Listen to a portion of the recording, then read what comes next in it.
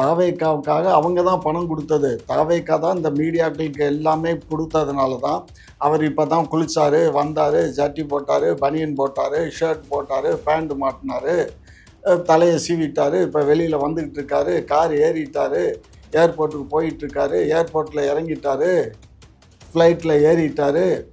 Sir அப்போ பாலிமரும் திமுக தான் ஜெயிக்கும், ஸ்டாலின் அவர்கள் இதெல்லாம் பண்ணிட்டு இருக்காருன்னு போட்டுட்டு இருக்காங்க. அது மட்டும் இல்லாம அதாவது சன் நியூஸ் பாலிமர்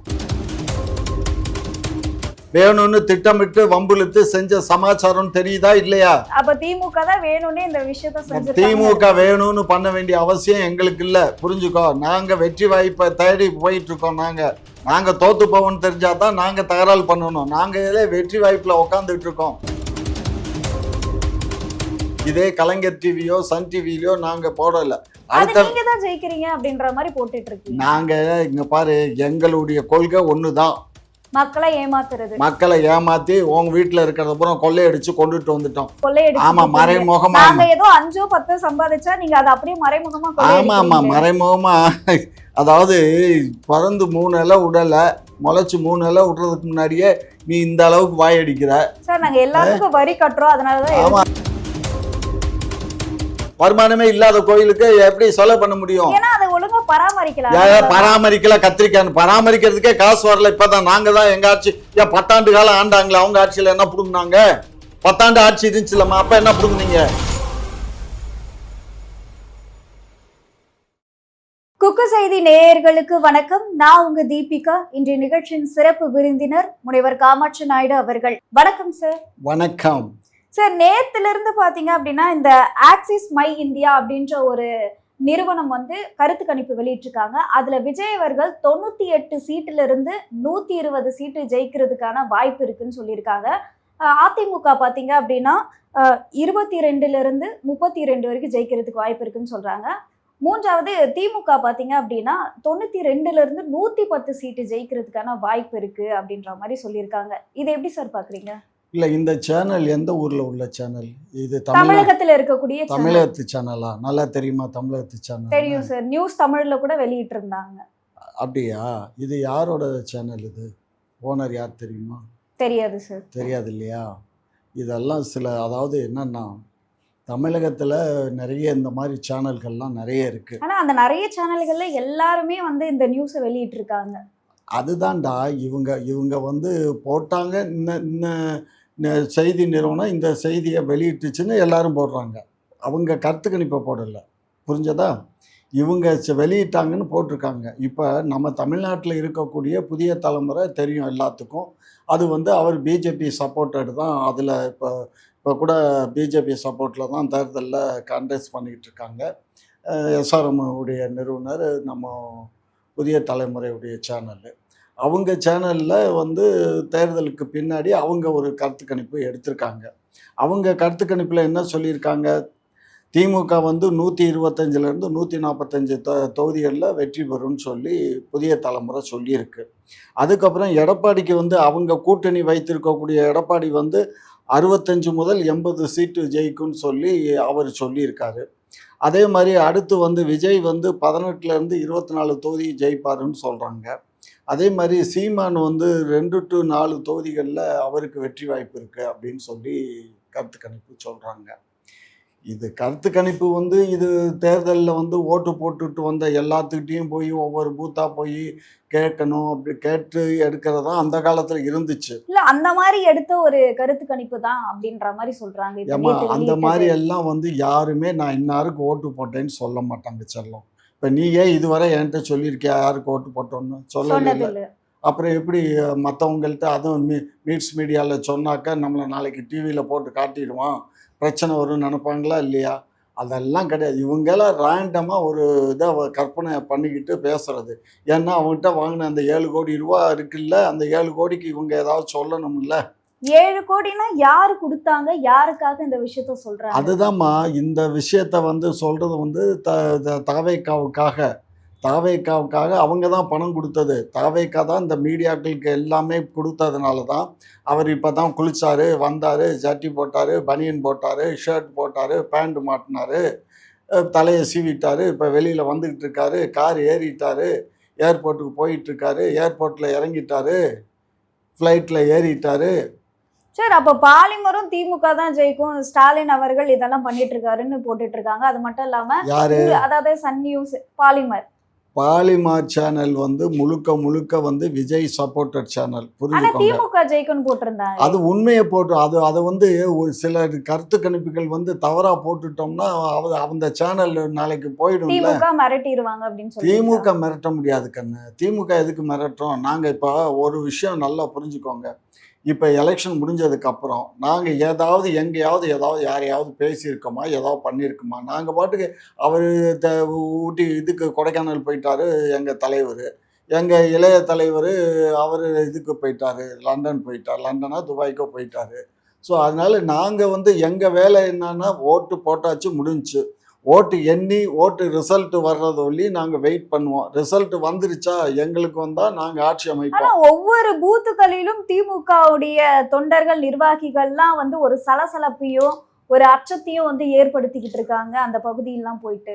அதெல்லாம் வந்து இதெல்லாம் கற்பனை செய்திகள். இப்போ நீங்கள் ஓட்டு போட்டீங்கல்ல, நீங்கள் போட்ட பூத்தில் அந்த மாதிரி இருந்துச்சா? சொல்லுங்க. நான் போட்ட பூத்துல இல்ல, ஆனா பல பகுதிகள்ல அந்த மாதிரி அப்படியெல்லாம் நடக்கிறதா வெளிய பேசக்கூடாது. வந்திருக்கு. நீங்கள் போட்ட பூத்தில் இருந்ததா? இல்லை இல்லை.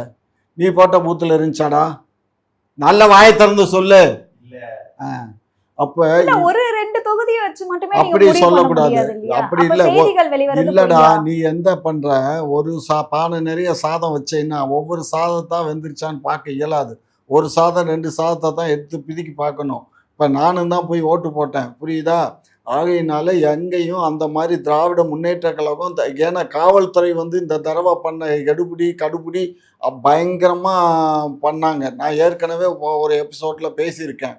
காவல்துறை வந்து அவ்வளோ சாதாரணமாக இல்லை. யாரும் பூத்துக்குள்ளே போய் அந்த அளவுக்கு எல்லாம் பேசிட இயலாது, சரியா? பேசுனா உடனே தூக்கி கொண்டு வேன் நிற்கிது. இல்ல பூத்துக்குள்ள அவ்வளவு சீக்கிரமா போய் அந்த மாதிரி எல்லாம் பண்ண முடியாதுன்னு சொல்றேன். நீங்க எப்படி வந்து இந்த நாம் தமிழர் ஆதரவாளர்கள்லாம் 2 தொகுதியில கிட்டத்தட்ட திமுக நிர்வாகிகள் தாக்கி இருக்காங்க, அந்த செய்திகள்லாம் நம்ம பார்க்கிறோம் ஏமா இல்லையா? தாக்கி இருக்காங்கன்னு நீங்க செய்தி தான் வெளியில தானே தவிர பூத்துக்குள்ள இல்ல. போராட்டமே பண்ணியிருந்தாங்களே. புரியாம பேசக்கூடாது. அது நடந்தது வெளியில தானே தவிர பூத்துக்குள்ள இல்லை. ஓட்டு போடுற பூத்துக்குள்ள அது நடக்கல. ஏன்னா பூத்துக்கு முன்னாடியே ஒரு 2 காவலர் நிற்பாங்க சாதாரண ஒரு பூத்துக்கு. அங்கே வந்து ஒரு 10 பூத்து இருக்குது, இல்லை 5 பூத்து இருக்குது அப்படின்னா ஒரு எஸ்ஐ ஒருத்தவங்க இருக்காங்க. அதில் அந்த எங்கள் தெருவுக்கு பார்த்தீங்கன்னா ஒரு இன்ஸ்பெக்டர் பறக்கும்பட, ஒரு எஸ்ஐ கீழே ஒரு 20 கான்ஸ்டபிள்ஸு, இவ்வளோ பேர் பந்தோஸ்து. 2வது ஒரு வேன் வேற.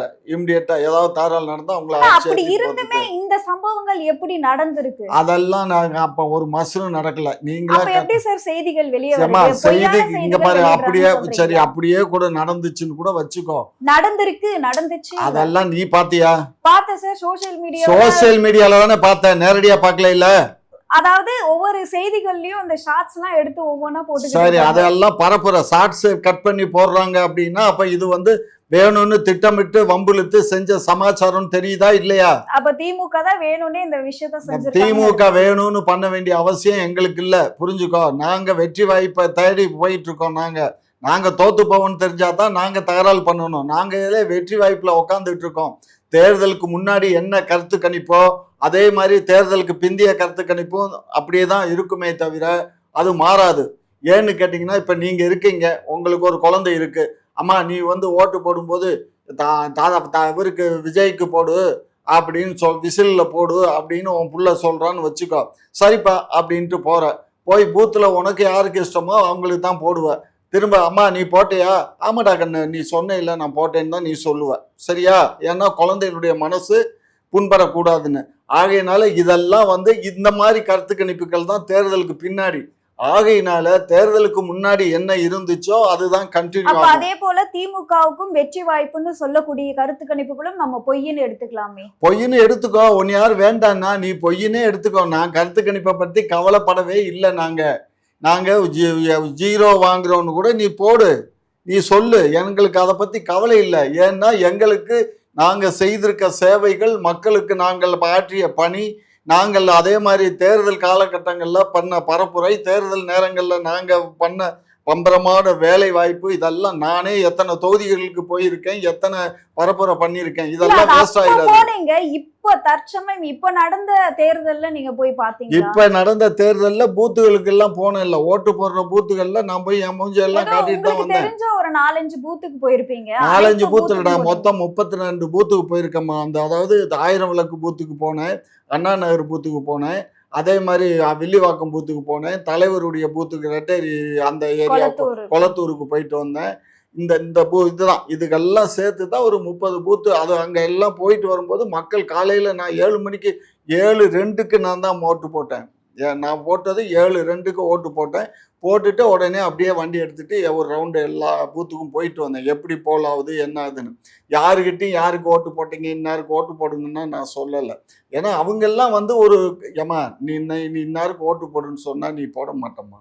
உனக்கு என்ன தோணுதோ அதைத்தான் ஓட்டு போடுவா. இது மக்கள் வந்து மைண்டு செட் ஆகி கரெக்டாக இருக்காங்க. அதனால மக்கள் மனதை நம்மளால மாற்ற இயலாது. சரியா? ஆனா மாற்றத்தை விரும்பும் மக்கள் வந்து மாற்றம் வர மாதிரி வந்து ஓட்டு போட்டிருப்பாங்களே. மாற்றம் விரும்பும், அதாவது மக்கள் வந்து ஒரு விஷயம் நல்லா புரிஞ்சுக்கோங்க. எப்பயுமே தமிழகத்து மக்கள் ஒரு கட்சிக்கு வாக்களிக்கணும்னு முடிவு பண்ணிட்டாங்கன்னா அவங்க அந்த கட்சிக்கே வாக்களித்து நல்ல வாக்கு வித்தியாசத்தில் வெற்றி பெற வச்சுருவாங்க. அப்போ இல்லை இன்னொரு கட்சிக்கு அவங்க வாக்களிக்கணும்னு அவங்க மனசில் நினச்சிருந்தாங்கன்னு வச்சுங்க, நீங்கள் நினைக்கிறது தான் நான் நினைப்பேன், நான் நினைக்கிறதா அவர் நினைப்பார். அது வந்து ஒரு பாருங்கன்னா நம்ம தமிழ்நாடு தேர்தல் பூரா அப்படித்தான் வந்துகிட்டு இருக்கோம் சார். அதுதான் இந்த முறை தாவேக்காவுக்கு, அதாவது தாவேக்காவிற்கு தான் வாக்களிக்கணும் அப்படின்னு சொல்லி பொதுமக்களுடைய மனதில் ஆழமா பதிஞ்சிருக்கு. சரி, அததான் மக்கள் வந்து பண்ணியிருக்காங்க. ரொம்ப சந்தோஷம். அதன் விளைவுதான் இதெல்லாம். ஆமா, உங்க சேனல்ல நீங்க வந்து லைவ் ப்ரோக்ராம் தேர்தலுக்கு முன்னாடி போய் எடுத்தீங்கல்ல, அப்ப அதுல நீங்க யாருக்கு சாதகமா இருக்குன்னு வந்து சொன்னீங்க? அப்பயும் டிஎம்கே தாவேக்கா அப்படின்னு சொன்னாங்க. டிஎம்கே தாவேக்கா தானே சொன்னாங்க. அதுல தாவேக்காவும் ஒரு சில தொகுதியில முன்னிலையில இருக்க மாதிரி தான் சொல்லியிருந்தாங்க. நான் என்ன சொல்றேன், தாவேக்கா முன்னிலையில வந்தாலும் சரி, அவங்க வெற்றி பெற்றாலும் அதை பத்தி எனக்கு ஒன்றும் பிரச்சனை இல்லைம்மா. புரிஞ்சதா? இது தேர்தலுக்கு பின்னாடி கருத்து கணிப்புன்னு சொல்லி சும்மா இவங்க சேனல்ல ஏதாவது உருட்டணும், இவங்களுக்கு ஏதாவது போகணுங்கிறதுக்காக இந்த உருட்ட வேலையெல்லாம் பண்றானுங்க. புரியுதா? இதே கலைஞர் டிவியோ சன் டிவிலையோ நாங்க போடலை. நீங்க தான் ஜெயிக்கிறீங்க அப்படின்ற மாதிரி போட்டுட்டு இருக்கீங்க. நாங்க இங்க பாரு, எங்களுடைய கொள்கை ஒண்ணுதான், மக்களை ஏமாத்துறது. மக்களை ஏமாத்தி உங்க வீட்டுல இருக்கிறத அப்புறம் கொள்ளையடிச்சு கொண்டுட்டு வந்துட்டோம். ஆமா, மறைமுகமா. நாங்க ஏதோ 5-10 சம்பாதிச்சா நீங்க அதை அப்படியே மறைமுகமா. ஆமா, மறைமுகமா. அதாவது பிறந்து 3 இலை உடலை, முளைச்சு 3 இலை விடுறதுக்கு முன்னாடியே நீ இந்த அளவுக்கு வாய் அடிக்கிற. சார், நாங்க எல்லாத்துக்கும் வரி கட்டுறோம், அதனாலதான். ஆமா, எல்லாத்துக்கும் நீ வரி கட்டுற. நீ கட்டுற வரி மொத்தத்துக்கு ஒரு வருஷத்துக்கு எவ்வளவு வரி கட்டுவ? நான் எவ்வளவு வரி கட்டுறேன்? ஒவ்வொரு பொருளுக்கும் வரி கட்டுறோம். ஒவ்வொரு பொருளுக்கும் வரி கட்டினேன்னா அது என்ன மாநில அரசுக்கு மட்டுமா போகுது? மத்திய அரசுக்கும் தான் போகுது. புரிஞ்சுக்கோ, மத்திய மாநில 2 அரசுக்கும் போகும். தமிழ்நாட்டில் வந்து நம்ம தான் அதிகமாக வரி கொடுக்குறோம். அப்படி இருந்தும் கூட நமக்கு குறைவான ஈவு தொகை தான் நமக்கு வருது. புரிஞ்சுங்களா? 29 பைசா தான் நமக்கு தர்றான். இதே ஊபிக்கு வந்து 40 பைசா, குஜராத்துக்கு வந்து 37 பைசா கொடுக்குறான். புரிஞ்சுதுங்களா? 39 குஜராத்துக்கு. ஸோ நம்ம தான் இருக்கிறதுலே கீழ்மட்டம். புரியுதுங்களா? வளர்ச்சி அடைஞ்ச ஒரு மாநிலத்துக்கு வளர்ச்சி அடைஞ்ச மாநிலம் யாரால வளர்ச்சி அடைஞ்சது? நம்ம மக்கள் நம்மளால தானே வளர்ச்சி அடைஞ்சிச்சு. அங்க இருக்க நம்ம குடும்ப கட்டுப்பாடு லூஸ்தனமா பேசக்கூடாது. லூஸ்தனமா நீ பேசுற. நம்ம வந்து இங்க வந்து குடும்ப கட்டுப்பாடு முறையை கொண்டுட்டு வந்தோம். குடும்ப கட்டுப்பாடு முறையை கொண்டுட்டு வந்ததுனால அதிகமான நம்ம ஒரு குடும்பம்னு எடுத்துக்கிட்டா ஒரு 1000 ரூபாய் 2000 ரூபாய் வருமானம் வந்தால் அந்த வருமானம் ஒரு குழந்தை அப்படிங்கும்போது அவங்களுக்கு அது சேவிங்ஸ் ஆகுது. அப்போ அவங்க வந்து வெல் நோன் செட்டில் ஆயிடுறாங்க வாழ்க்கையில. இன்னைக்கு சென்னையில எடுத்துக்கிட்டீங்கன்னா சொந்த வீடு இல்லாதவங்க இதுல இருந்து புரிஞ்சுக்கணும். அதாவது மக்கள் தொகை கட்டுப்படுத்தினதுனாலதான் வளர்ச்சி அடைஞ்சிருக்கு, திமுகவால வளர்ச்சி அடையலன்றது. திமுக ஏமா மக்களுக்கு என்ன லூஸ் தனமான கொஸ்டின் வைக்கிற? மக்கள் தொகை அதுவும் ஒரு காரணம், அவ்வளவுதான். சரி, அதுவும் ஒரு காரணம் தான் அது. 2வது, ஆளுகின்ற அரசு மக்களின் நலனை பேணி காக்கிறதுக்காக பல்வேறு திட்டங்களை கொண்டுட்டு வந்து அந்த திட்டங்களை நிறைவேற்றி அந்த திட்டங்கள் வாயிலாக மக்களுக்கு போய் சேர்ற காரணத்தினாலதான் இதெல்லாம் நடக்குது. அதை புரிஞ்சுக்கோங்க. மக்களுக்கான திட்டம் சொல்றீங்க, அந்த திட்டங்கள் எதுவுமே மக்களுக்கு போய் சேரலன்றதுதான் குற்றச்சாட்டு. ஒரு அம்மா மனு கூட கொடுக்க போறாங்க, அது என்னன்னு கூட அவர் வாங்கி படிக்காம அப்புறம் எப்படி மக்களுக்கான இந்த மனு கொடுக்கறத பூரா வாங்கி படிச்சுட்டு உட்காந்துட்டு இருக்க முடியாது. தமிழ்நாட்டுல நீ 8 கோடி மக்கள் இருக்க, 8 கோடி மக்கள் மனு கொடுத்தா எல்லாத்தையும் பிரிச்சு படிச்சுட்டு இருக்க முடியுமா? அப்படி எல்லாம் இல்ல பிரச்சனை. சும்மா இந்த மாதிரி வேலையெல்லாம் வச்சு கூடாது. முதலமைச்சரே எல்லா மனுவும் படிக்கிறாரா? அவருக்கு கீழே எதுக்கு அதிகாரி இருக்காங்க? அவருக்கு 4 செக்ரட்டரி 2 செக்ரட்டரி இருக்காங்க, அது கீழே 4 PA இருக்காங்க. அவங்க எல்லாம் படிச்சு அதுல உங்களுடன் ஸ்டாலின் போட்டு. ஆமா, உங்களுடன் ஸ்டாலின் தான். அதுதான் எங்களுடன் ஸ்டாலின்னா எங்களுடைய பிரச்சனை அவர் கேட்கணும். உங்களுடைய பிரச்சனையை கேட்போம்னா இண்டிவிஜுவலா யாருக்கு கேட்க முடியாதுமா, ரேண்டமா தான் கேட்க முடியும். ஒரு பப்ளிக் மேடை இருக்கு, மீட்டிங் போடுறோம்னா அந்த மேடையில இருக்க ஒரு 5000 பேர் வர்றீங்கன்னா 5000 பேர் சொல்றத கேட்டுக்கிட்டு இருந்தா எவ்வளவு எத்தனை வருஷம் ஆகும் சொல்லுங்க? ஒரு 5 நிமிஷம் பேசினா கூட. இங்க பாருமா, நாங்க படிக்கணும்னு அவசியம் இல்லம்மா, படிக்கிறதுக்குன்னு அதிகாரிகள் இருக்காங்கம்மா, அவங்க படிப்பாங்கம்மா. படிச்சுட்டு அதுக்கு முறைப்படி அவங்களுக்கு தபால் அனுப்புறதும் செக்ஷன் இப்போ தனியாக இப்போ இந்த 21 தேர்தலுக்கு அப்புறம் சிஎம் வச்சுட்டாரு. என்னன்னு கேட்டிங்கன்னா, ஒவ்வொரு மனுக்கள்லாம் வாங்குறோம்ல, அந்தந்த மனுக்கள் எந்தெந்த துறையை சம்பந்தப்பட்டதை அவங்க எழுதியிருக்காங்களோ அந்த துறைக்கே அதை அவங்களுக்கு அனுப்பிச்சு ஒரு கவரிங் லெட்டரோடு அனுப்புகிறோம். அந்த கவரிங் லெட்டர் அனுப்பும்போது அந்த கவரிங் லெட்டரும் அவங்க அனுப்பிச்ச மனுவையும் திரும்ப இவங்களுக்கு யாருக்கு ஆத்துலயோ இல்லனா டீ கடையிலயோ அது டீ கடையில எவனோ ஒருத்தன் கொட்டினதுக்கு எல்லாத்தையும் பேசாத, சரியா? டீ கடையில கொண்டு போய் எவன் போட்டான், அந்த நாய் எவனோ ஒதுங்க வைக்கிறேன்னு சொல்லி போய் எவனோ எடுத்து கொண்டு போயிருக்கான். அதுவும் ஆத்துல கொண்டு போடுறான்னாக்கா அவங்க எதிர்கட்சிக்காரன் பண்ண சதின்னு உனக்கு தெரியலையா? அரசு அதிகாரிகள் கிட்ட குடுக்குற மனு எப்படி ஆத்துக்கு போகுது? அதைத்தான் சொல்றேன். அரசு அதிகாரிகள்ல எத்தனை கற்பாடு இருக்குல்ல. கற்பாடுன்னா அப்ப எதிர்கட்சியுடைய ஆட்கள் உள்ள இருக்காங்க. ஆமாடா, எல்லா கட்சிக்காரனும் இருப்பான்ல, பதவியில ஒர்க் பண்ணிட்டு இருப்பான்ல. யாரோட கட்டுப்பாட்டுல செயல்படுமா? கட்டுப்பாட்டுல இருந்தாக்க போய் பார்த்துட்டு இருக்க முடியாது. இப்ப எவன் கொண்டுட்டு போய் அங்க பாரு, அது எவன் கொண்டு போனா எவன் எடுத்துட்டு போனா போட்டதெல்லாம் புடிச்சு போலீஸ்ல அரெஸ்ட் பண்ணியாச்சு. உண்மை தெரியாம பேசாத. அந்த விஷயங்களை அவனை கைது பண்ணி அவனை இப்ப கொண்டு போய் ஜெயில போட்டாச்சு, புரியுதா? அந்த மனுக்கள்லாம் திரும்ப பெற்று நீங்க அதற்கான குறைகள் எல்லாம் நிறைவு செஞ்சு அதெல்லாம் அது எங்களுக்கு தெரியும். அந்த மனுக்கள் எல்லாம் ஒரு விஷயம் ஒன்னும் புரிஞ்சுக்காம பேசிக்கிட்டே இருக்க நீ நோயின்னு. ஒரு மனு நீ கொடுத்தீங்கன்னா அந்த மனுவை முதலமைச்சர்ல இருக்கு, தனிப்பிரிவு இருக்கு. அந்த பிரிவுல அதை படிப்பாங்க. படிச்சு அந்த இது எந்த லாக்கா சம்பந்தப்பட்டதோ அந்த லாக்காவுக்கு இவருடைய பரிந்துரை கடிதம் ஒன்று இருக்கும், சிஎம் உடைய பரிந்துரை கடிதம் ஒன்று இருக்கும். அந்த பரிந்துரை கடிதமும் இதை ஒரு ஜெராக்ஸ் எடுத்து, ஒரிஜினல் இவங்க ஆஃபீஸில் இருக்கும், ஒரு ஜெராக்ஸ் எடுத்து அதை அந்த சம்மந்தப்பட்ட அந்த அமைச்சருக்கு அனுப்பிச்சிடுவாங்க. அனுப்பிச்சிட்டு அந்த கவரிங் லெட்டர் அந்த அமைச்சருக்கு அனுப்பிச்ச அந்த கவரிங் லெட்டரை யார் மனு கொடுத்தாங்களோ அவங்க விலாசத்துக்கு இவங்க அனுப்பிச்சிடுவாங்க, புரியுதா? இது நடந்துக்கிட்டு தான் இருக்குது. 2001 அப்புறம் இது நடைமுறைக்கு வந்துருச்சு, புரியுதா?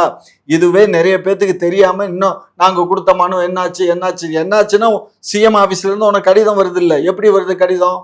நீ கொடுத்த கடிதத்தை இன்னாருக்கு நாங்க பரிந்துரை பண்ணியிருக்கோம், இவ்வளவு நாள் வெயிட் பண்ணுங்க, வரலைன்னா இந்த கடிதத்தை கொண்டுட்டு அந்த அவங்கள போய் அந்த டிபார்ட்மெண்ட்ல கான்டாக்ட் பண்ணுங்கன்னு எழுதித்தான் அனுப்புறோம், புரியுதுங்களா? மனுவுக்கே ரிப்ளை வரலதான் மக்கள். அதெல்லாம் எவனாவது சொல்ல மாட்டான். மனுக்கு ரிப்ளை இல்லைன்னு தேவை. அதாவது மனுக்களுக்குன்னா எல்லா மனுக்கு எனக்கு பொண்டாட்டி வேணும், எனக்கு பணம் வேணுங்கிறதுக்கெல்லாம் நம்ம பண்ண முடியாது. சட்டப்பூர்வமா இப்ப நீங்க ஒரு கொடுக்குறீங்க, இந்த மாதிரி எங்களுடைய நிலம் இருக்கு, எங்க நிலத்தை சர்வே பண்ணி. அதாவது கும்மிடிப்பூண்டியில சில குளங்கள் தூர்வாரப்படாம இருக்கு, அதுக்காக பல பேர் மனு கொடுத்து பல மாசங்கள் ஆகுது. இது வரைக்கும் அது என்ன நடவடிக்கைன்னு கூட அது தெரியுதா? நிறைய விஷயங்கள் எடுக்கவே இல்லை, நடவடிக்கை. கோவில்களும் எனக்கு தெரியுமா, கும்மிடிப்பூண்டியில அந்த கம்மா ஏன் தூர் வாரலைன்னு தெரியுமா உனக்கு? ஏற்கனவே எதிர்கட்சி என்ன பண்ணிட்டான், இந்த தூர் வாரத பிரச்சனையெல்லாம் தனியாருக்கு டெண்டர் கொடுக்கக்கூடாது அப்படின்னு சொல்லி அவங்க கோர்ட்ல போட்டு ஒரு ஸ்டே வாங்கினாங்க, சரியா? அந்த ஸ்டே இன்னுமே நம்ம உடைக்க முடியல. என்ன காரணம்னா, நம்மளே அதாவது இத்தனை அடி தான் மண் எடுக்கணும்னு சொல்லி கான்ட்ராக்ட் கொடுக்குறோம். அவன் அதுக்கு அடியில் ஏன்னா பூரா சில இடங்கள்ல உரமா இருக்குல்ல, அதனால அதை எடுத்துக்கிறாங்க. ரெண்டாவது, நம்ம என்ன சொல்லியிருந்தோம்னா, விவசாயிகள் அவங்களுக்கு எத்தனை ஏக்கரா இருக்கோ அத்தனை ஏக்கராவுக்கு தகுந்த மாதிரி இத்தனை லாரி மண் எடுத்துக்கலாம்னு சொல்லி தாசில்தார் ஆஃபீஸ்லேருந்து ஒரு சர்டிஃபிகேட் கொடுப்பாங்க. அவங்க லாரி எடுத்துகிட்டு போய் அவங்க மண்ணை வெட்டி கொண்டுட்டு வந்துடலாம். அந்த சிஸ்டம் வச்சுருந்தோம். அந்த சிஸ்டத்தை எதிர்கட்சி தலைவர் திரு எடப்பாடி இது தவறு, இப்படி பண்ணக்கூடாது, நாங்கள் எங்கள் காலத்தில் ஒரு அடி மண் தூர் அள்ளலாம், இல்லை 2 அடி அள்ளலாம் நாங்கள் கொடுத்தோம், ஜெயலலிதா அம்மா ஆட்சியில் கொடுத்தோம், அது மாதிரி நீங்கள் பண்ணால் நல்லா இருக்கும் அப்படின்னு சொன்னதுனால அது மாதிரி ஒரு சிஸ்டத்தை கொண்டுட்டு வந்தோம். இது விவசாய குளங்கள் ஒரு பக்கம் இருந்தாலுமே கோவில்களுடைய குளங்கள் கோவில் கூட அங்க அதாவது 1000 வருட பழமையான கோவில்லாம் கூட அங்க இருக்கு. இதுவரைக்கும் இந்து சமய அறநிலைத்துறை அதை கண்காணிச்சதும் கிடையாது, அதை பாதுகாத்ததும் கிடையாது. நிறைய குளங்கள் அங்க குப்பை கொட்டக்கூடிய ஒரு இடமா தான் இருக்கு. அப்ப இந்து அறநிலைத்துறை ஒரு விஷயம் புரிஞ்சுக்கோமா, மதுரையில டவுன் ஹால் ரோடுன்னு ஒன்று இருக்கு சரியா, மேலே கோபுர தெரு, அதுக்கு பேர் தான் டவுன் ஹால் ரோடு. அந்த டவுன் ஹால் ரோட்டில் பெருமாள் கோயிலுக்கு சொந்தமான ஒரு ஒரு குளம் இருக்குது, பெரிய குளம். பெரிய குளத்தை சுற்றி என்ன ஆயிடுச்சுன்னா, எனக்கு விவரம் தெரிஞ்ச காலத்துலேருந்து பக்கத்தில் இருக்க பூரா லாட்ஜ் ஆகிடுச்சு. ஒரு காலத்தில் அந்த குளத்தை சுற்றி எல்லாம் லாட்ஜாக கட்டிட்டானுங்க. நீங்கள் மதுரைக்கு போனீங்கனாலே அங்கே தான் அந்த லாட்ஜில் தான் தங்கணும். அந்த மாதிரி அந்த லாட்ஜ் கட்டின பூரா பழைய கட்டடங்களை இடித்து அது பூரா மண்ணள்ளி அந்த குளத்துக்குள்ளே போட்டாங்க.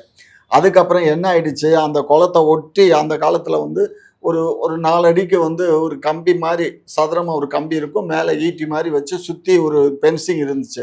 அந்த பென்சிங்கை வச்சுக்கிட்டு இவங்க இங்கிட்டு ஒரு 5 அடியை எடுத்து பூரா ஒரு சைடு ஃபுல்லாக செப்பல் கடை, ஒரு சைடு ஃபுல்லாக பாத்திர கடை, ஒரு சைடு ஃபுல்லாக சேலை கடை, இந்த மாதிரி எல்லாமே பண்ணிட்டானுங்க.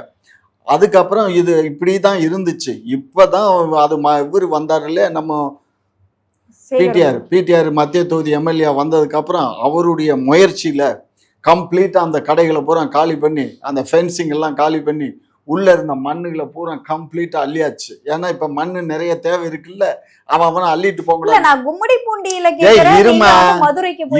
சொல்றேன். அதைத்தான் சொல்ல வரேன். 100 ஆண்டு காலமா அப்படியே கிடந்த அந்த இதை இப்போ இப்போ தெப்பத்தூர்ல இந்த வருஷம் நடந்திருக்கு. பெருமாள் கோயிலுடைய தெப்ப சாமி வந்து அதுல சுத்தி வந்திருக்கு. தமிழ்நாட்டின் முதல் சட்டமன்ற தொகுதி கும்மிடிப்பூண்டி. கும்மிடிப்பூண்டியில எத்தனை கோவில்கள் இருக்கு தமிழகத்துல? கிட்டத்தட்ட 90,000 கோவில் இருக்கு. அதுக்கப்புறம் ஒரு நேரம் பூஜை பண்றது 5,000 கோயில் இருக்கு. பூஜையே பண்ணாத கோயில்களும் நிறைய இருக்கு.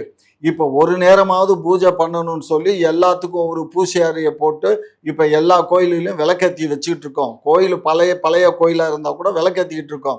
இதில் வந்து நீங்கள் ஒன்று நினைக்கணும், இப்போ கும்மிடிப்பூண்டின்னு பேசுறீங்களே, அந்த கும்மிடிப்பூண்டி எம்எல்ஏ என்ன பண்ணுறான்? சிறைக்கிறானா?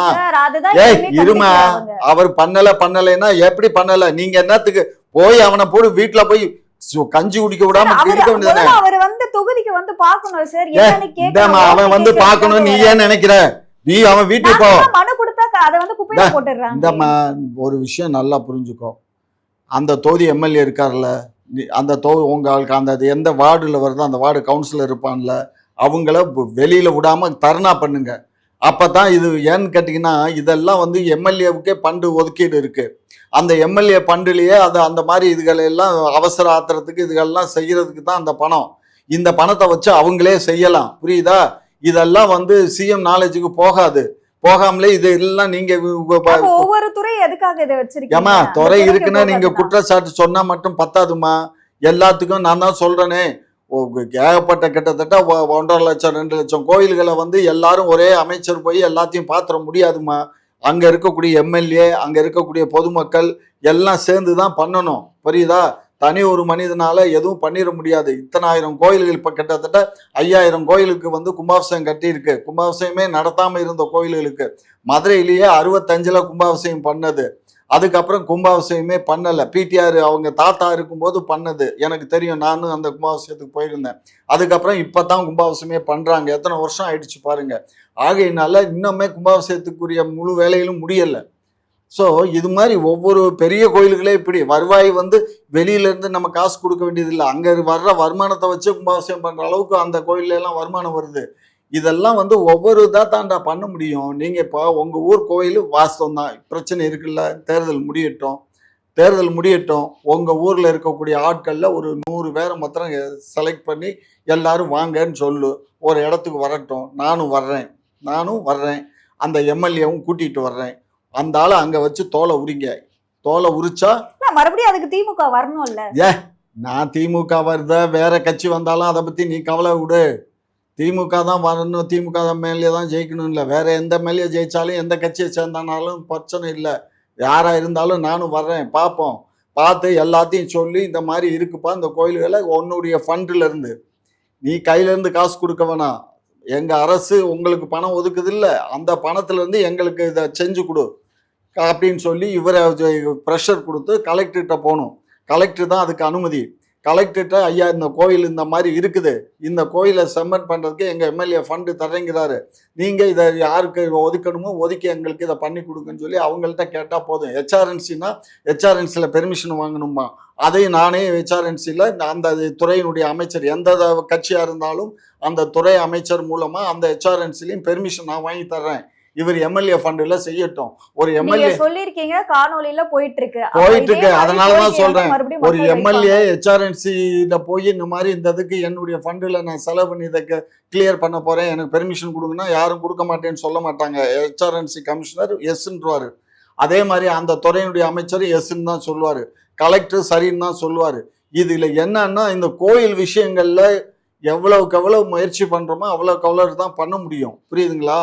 ஆகையினால இதெல்லாம் பெரிய குற்றச்சாட்டே இல்லை. இதெல்லாம் நீ முயற்சி பண்ண, நீ இன்னைக்கு பேசுற, இது உங்க தொகுதியில இருக்கவங்க எல்லாரும் பேசணும். எத்தனை பேர் இந்த கோயிலுக்கு நிறைய பேர் மனுக்கள்லாம் கொடுத்துருக்காங்க. மனுக்கள் கொடுத்தா போதுமா? மனுக்கள் கொடுக்குற ஒரு மீட்டிங் போட்டு பேசினா போதுமா? ப்ராப்பரா நீ போய் ஸ்டெப் எடுத்து பார்க்கணும். ஒரு 10 பேர் போய் ஒரு மந்திரிட்ட இந்த மாதிரி பண்ணியிருக்காங்க, இல்லைன்னா நாங்கள் வெளியில விட மாட்டோன்னு உட்காந்து தர்ணா பண்ண எங்க கோயிலுக்கு நாங்க போராட்டம் பண்ணி அப்படித்தான். இது சுதந்திர நாடு, இது சுதந்திர நாட்டுல அப்படித்தான். நம்ம கேட்டா கிடைக்கலைன்னா நமக்கு அதை இழுத்து பிடிச்சு பறிக்கத்தான் வேணும், புரிஞ்சுக்கோ. சும்மா கேட்கறவங்களுக்கு எல்லாத்துக்கும் அள்ளி கொடுக்கறதுக்கு அரசு கிட்ட கஜானா காலி, புரிஞ்சுக்கோ. அதனால எம்எல்ஏ ஃபண்டுல இருந்து தான் செய்ய முடியும். அரசு ஹெச்ஆர்என்சில வருமானம் இல்ல, அந்த கோயில்ல ஹெச்ஆர்என்சி வருமானம் இருக்கா? இல்ல. அப்புறம் வருமானமே இல்லாத கோயிலுக்கு எப்படி செலவு பண்ண முடியும்? பராமரிக்கல, கத்திரிக்காய் பராமரிக்கிறதுக்கே காசு வரல. இப்பதான் நாங்க தான் எங்க ஆட்சி 10 ஆண்டு காலம் ஆண்டாங்களே, அவங்க ஆட்சியில என்ன புடுங்கினாங்க? 10 ஆண்டு ஆட்சி இருந்துச்சுலமா, அப்ப என்ன புடுங்குனீங்க? அப்ப அவங்க செய்யலன்றதாலதான் அந்த வேலையெல்லாம் இங்க வச்சு கூடாது. 10 ஆண்டு காலமா ஏன் நீங்க ஸ்டெப் எடுக்கல? அதுக்கு முன்னாடியே ஸ்டெப் அடுத்த ஆட்சினா நீங்க 10 ஆண்டு கண்டினியூ பண்ண இல்ல. ஜெயலலிதா 16 அந்த மாதிரி தானே ஜெயிச்சிச்சு. எதுக்கு 16 எங்களை தோக்கடிச்ச? எங்களை 16 ஜெயிச்சிருந்தா நாங்க பண்ணிருப்போம். இப்ப 21 நல்ல கொரோனா வந்துச்சு. கொரோனா வந்ததுக்கு அப்புறம் நாங்க மக்களுக்கு நிறைய சேவைகள் செஞ்சுட்டு இருக்கோம். வருவாயே இல்லாத கோயிலுக்கு நாங்க வருவாயை உண்டு பண்ணி, அதாவது ஒரு கேட்டகரி இருக்குடா கோயில்கள்ல, அது எனக்கு ஃபுல் டீட்டெயில்ஸ் தெரியல. நம்பர் 1 2 3 4ன்னு ஒரு வருஷம் வச்சிருக்காங்க. அந்த வருஷப்படி தான் அந்த கோயில்களுக்கெல்லாம் அவங்க சேவை செய்யறாங்களே தவிர, திடீர்னு வருமானம் இல்லாத கோயில் ஒரு நேரம் பூஜை பண்றதுக்கு வேணா ஏற்பாடு பண்ணி விளக்கத்துறதுக்கு வேணா ஹெச்ஆர்என்சில இருந்து செலவு பண்ணி பண்ணுவாங்க. அந்த குருக்களுக்கு சம்பளம் கொடுப்பாங்க, அந்த விளக்குக்கு தேவையான எண்ணெய்கள்லாம் வாங்கி கொடுப்பாங்க. இதுதான் நடக்கும், புரியுதா? இது பப்ளிக் முன்னையெல்லாம் என்ன பண்ணுவாங்க, கோயிலில் விளக்கு போடணுமா, இவங்க வீட்டில இருந்து எண்ணெய் எடுத்துட்டு போய் அங்கே ஒரு பாத்திரம் இருக்கும், அந்த பாத்திரத்தில் கொட்டிட்டு வருவாங்க. அவங்க ஏன்னா எல்லா விளக்குக்கும் ஒரே நேரத்தில் ஊற்றக்கூடாதுன்னு சொல்லி அது மாதிரி எல்லாம் இப்போ யாருமே விளக்குல எண்ணெய் எடுத்துட்டு போறதுக்கோ அல்லது பூவெல்லாம் எடுத்துட்டு போய் சாமிக்கு கொடுப்பாங்க.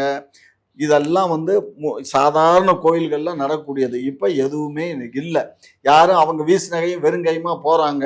போயின்னு சாமி எனக்கு என் பிள்ளை கல்யாணம் ஆகணும், என் பிள்ளை நல்லா படிக்கணும், எனக்கு காசு பணம் வேணும், எனக்கு என் புருஷன் தண்ணி அடிக்காம நல்லா என்கிட்ட இருக்கணும் அப்படின்னு சொல்லி வேண்டிக்கிட்டு வந்துட்டாங்க. அப்போ திமுக மறுபடியும் ஆட்சி அடைஞ்சா இந்த 5 ஆண்டு கால செய்யாத விஷயத்த செய்வேன் அப்படின்னு சொல்றீங்களா? 100க்கு 100 நாங்க செய்வோம். நம்பிக்கை மக்கள் எங்க மேல வச்சு எங்களுக்கு வாக்களிச்சு எங்களை வெற்றி பெற வச்சாங்கன்னு சொன்னா வைப்பாங்கங்கிற நம்பிக்கை எங்களுக்கு இருக்கு. அவங்க வாக்களிச்சு முடிச்சுட்டாங்க. நாங்க ஆட்சிக்கு வந்த உடனே இந்த மாதிரி கோயில்களை, இந்த மாதிரி உங்க ஊர் ஒரு கோயில் நீ சொல்ற ஒரு கோயில் மட்டும் இருக்காது, இந்த மாதிரி பல ஆயிரம் கோயில் இருக்கும். இது மாதிரி பல ஆயிரம் கோயில் இருக்கும்.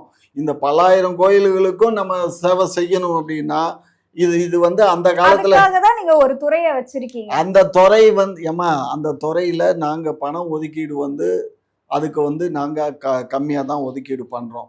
இப்ப சிவன் கோயிலுன்னா இப்ப திரு அண்ணாமலையார் கோயில் அந்த ஃபண்டை எடுத்து வேற ஒரு கோயிலுக்கு செலவு பண்ண இப்ப விட மாட்டேங்கிறாங்க. முன்னையெல்லாம் நம்ம பண்ணலாம். அண்ணாமலை கோயில்ல நிறைய வருது பணம். அது இப்போ திருப்பதி மாதிரி வருது அண்ணாமலை கோயிலில், அதே மாதிரி அடுத்து அது மீனாட்சி அம்மன் கோயில்லையும் அது மாதிரி வருமானம் வருது. அப்ப அந்த பணம் எல்லாம் எங்க போகுது? அந்த பணம்லாம் அந்த கோயிலினுடைய டெவலப்மெண்ட், அந்த கோயிலினுடைய இதுக்கு தான் பண்றாங்க. வேற என்ன பண்றாங்க? இல்ல டெவலப் அந்த கோவில் மட்டுமே பண்ணிட்டு இருந்தா மற்ற கோவில்களும் பாரம்பரிய அது கோவில்கள் பாரம்பரிய நீங்க கோயில்களுக்குன்னா அந்த கோயிலை பாரம்பரியம் கோயில்னு சொல்ல தெரியுத நீங்க, அதுக்கு ஏதாவது ஒரு துரும்ப கிள்ளி போடணும். இல்ல எதுவுமே நாங்க பண்ண மாட்டோம், எல்லாம் அரசாங்கம் தான் செய்யணும் அப்படின்னா எப்படி அரசாங்கம் செய்ய முடியும்? ஒவ்வொரு கோயிலுக்கும் அரசாங்கம் செலவு பண்றதுன்னா வேறையே வேலையே பார்க்க முடியாதுமா. ரெண்டாவது இந்த ஹெச்ஆர்என்சி பூரா இப்போ ஆட்டை போடணும்னு சொல்லிட்டு ஒன்றிய அரசு வந்து என்ன பண்ணுறான் தெரியுமில்ல உங்களுக்கு? இதெல்லாம் தனியாருக்கு கொடுங்குறான். தனியாருக்கு கொடுத்தா எப்படி இருக்கும்? அதில் இருக்க வருமானத்தை பூரா அவங்க ஆட்டையை போட்டுட்டு போயிடுவாங்க.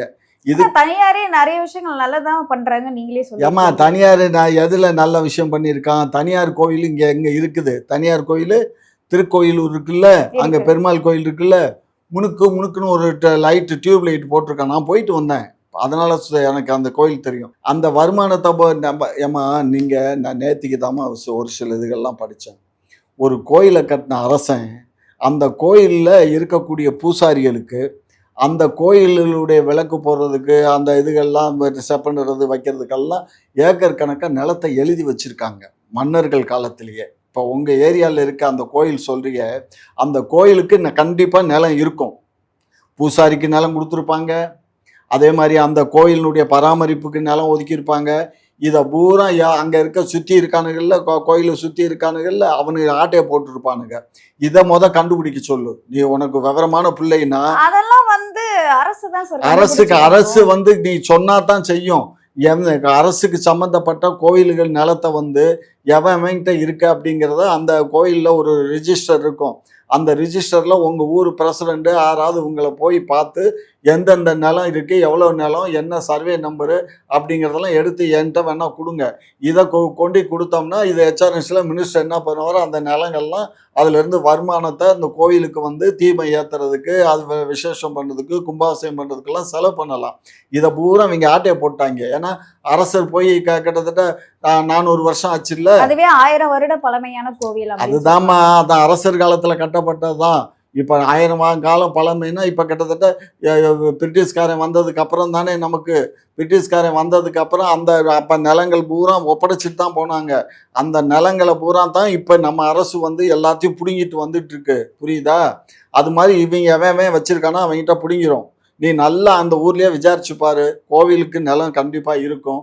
அந்த நிலத்தை பிடுங்கினாலே அது சரியாக போயிடும். உங்களோட நேரத்தை ஒதுக்கி பல்வேறு கேள்விக்கு விளக்கம் அளிச்சிருக்கீங்க, அதற்கு நன்றி.